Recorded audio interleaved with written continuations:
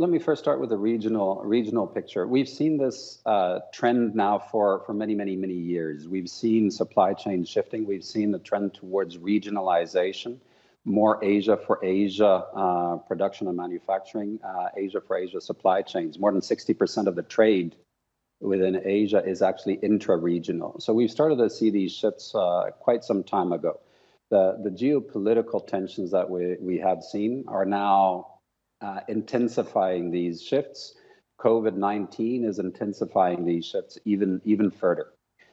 So in a recent AmCham South China survey, we saw that something like 70% of the companies that were surveyed there actually see now Southeast Asia as a preferred choice. So I think we're going to continue to see more movement of the supply chains, more interest in the Southeast Asia region, and with that also Singapore.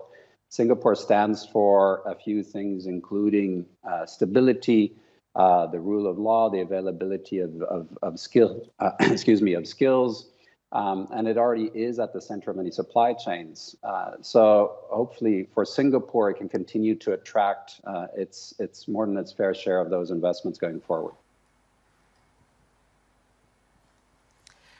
Do you think, I mean, we've heard warnings already from the Singapore Prime Minister, though, about their concerns with what is taking place with the U.S. and China, and those tensions seem to just get elevated by the day. And given that Singapore has put itself on the map as the center of trade and a beneficiary, really, of globalization, how much is that threat here if, in fact, forces continue to move toward a deglobalization?